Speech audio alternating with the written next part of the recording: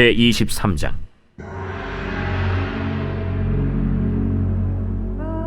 사라가 127세를 살았으니 이것이 곧 사라가 누린 햇수라. 사라가 가나안 땅 헤브론 곧 기럇 아르바에서 죽음에 아브라함이 들어가서 사라를 위하여 슬퍼하며 애통하다가 그 시신 앞에서 일어나 나가서 헷 족속에게 말하여 이르되, 나는 당신들 중에 나그네요 거류하는 자이니 당신들 중에서 내게 매장할 소유지를 주어 내가 나의 죽은 자를 내 앞에서 내어다가 장사하게 하시오. 헷 족속이 아브라함에게 대답하여 이르되, 내 주여 들으소서. 당신은 우리 가운데 있는 하나님이 세우신 지도자이시니 우리 묘실 중에서 좋은 것을 택하여 당신의 죽은 자를 장사하소서. 우리 중에서 자기 묘실에 당신의 죽은 자 장사함을 금할 자가 없으리이다.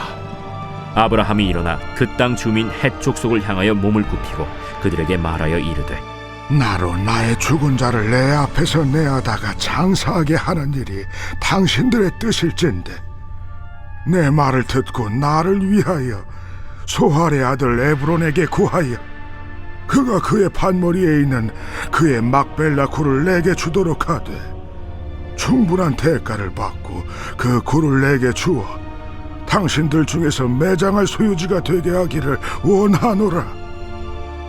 에브론이 헷 족속 중에 앉아있더니 그가 헷 족속 곧 성문에 들어온 모든 자가 듣는 데서 아브라함에게 대답하여 이르되, 내 주여 그리 마시고 내 말을 들으소서. 내가 그 밭을 당신에게 드리고 그 속의 굴도 내가 당신에게 드리되 내가 내 동족 앞에서 당신에게 드리오니 당신의 죽은 자를 장사하소서. 아브라함이 이에 그 땅의 백성 앞에서 몸을 굽히고 그 땅의 백성이 듣는 데서 에브론에게 말하여 이르되, 당신이 합당히 여기면 청하건대 내 말을 들으시오. 내가 그 밭값을 당신에게 주리니 당신은 내게서 받으시오. 내가 나의 죽은 자를 거기 장사하겠노라. 에브론이 아브라함에게 대답하여 이르되, 내 주여 내 말을 들으소서. 땅값은 은 400세겔이나 그것이 나와 당신 사이에 무슨 문제가 되리이까? 당신의 죽은 자를 장사하소서. 아브라함이 에브론의 말을 따라 에브론이 헷 족속이 듣는 데서 말한 대로 상인이 통용하는 은 400세겔을 달아 에브론에게 주었더니 마므레 앞 막벨라에 있는 에브론의 밭 곧 그 밭과 거기에 속한 굴과 그 밭과 그 주위에 둘린 모든 나무가 성문에 들어온 모든 헷 족속이 보는 데서 아브라함의 소유로 확정된지라. 그 후에 아브라함이 그 아내 사라를 가나안 땅 마므레 앞 막벨라 밭 굴에 장사하였더라. 마므레는 곧 헤브론이라. 이와 같이 그 밭과 거기에 속한 굴이 헷 족속으로부터 아브라함이 매장할 소유지로 확정되었더라.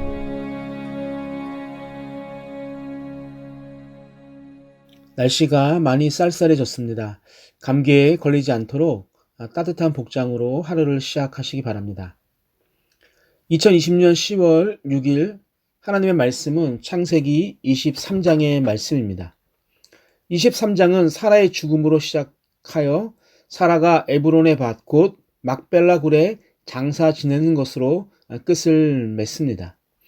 그러나 23장은 사라의 죽음과 장래에 그 초점이 있다고 보기보다는 사라의 죽음이 계기가 되어서 아브라함이 하나님께서 가라 하신 그 약속의 땅 가나안에 처음으로 자신만의 땅을 합법적으로 가지게 되었다는 사실에 초점을 두고 있습니다.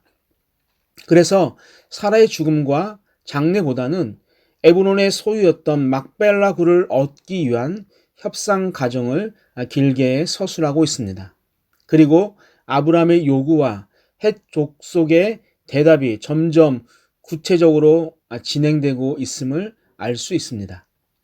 처음에는 아브라함이 아내 사라를 위해 매장할 소유지를 요구했고, 다음에는 막벨라 굴을 달라고 요구를 했고, 마지막으로 막벨라 굴을 돈을 내고 쓰겠다라고 요구를 하고 있습니다.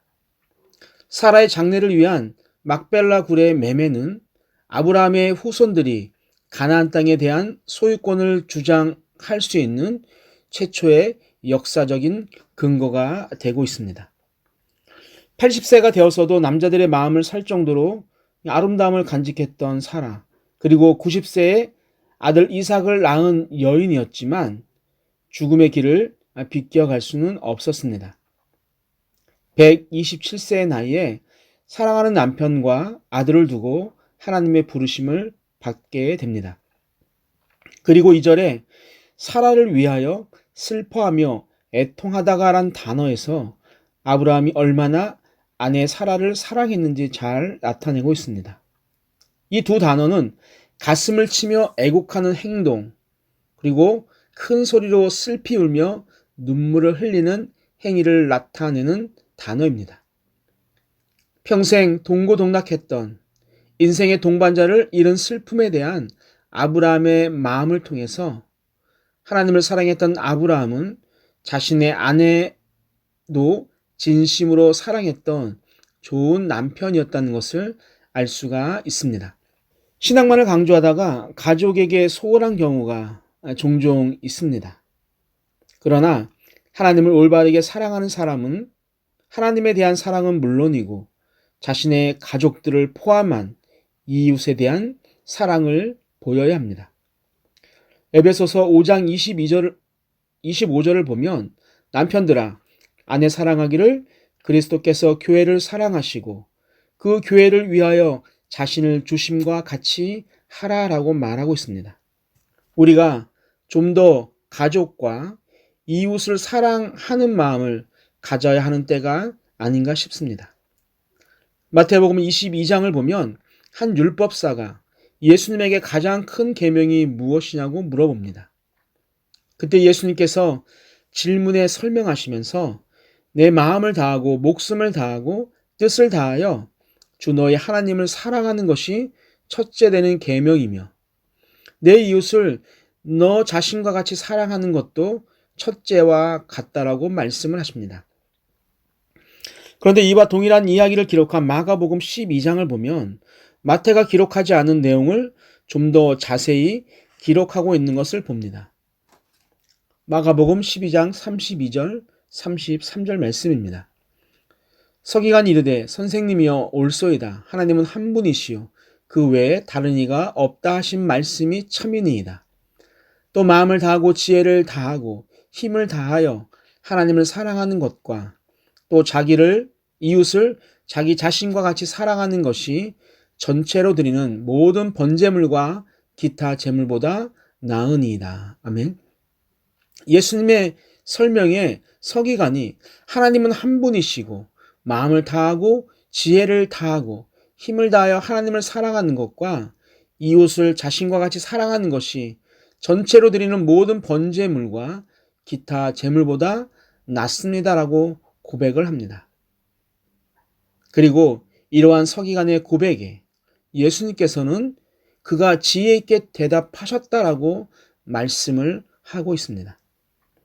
아브라함이 사랑하는 아내를 위해 땅을 구하면서 헷 족속의 말대로 그 땅을 얼른 받아서 장사를 할 수도 있었지만 아브라함은 그 세 번의 요구를 통해서 그들의 본심을 파악하고자 노력했고 굴에 대한 비용을 지불함으로써 추후에 자신의 행동으로 헷 족속이 자신을 하나님이 세운 지도자라고 고백했던 것에 어떠한 흠도 잡히고 싶지 않았습니다.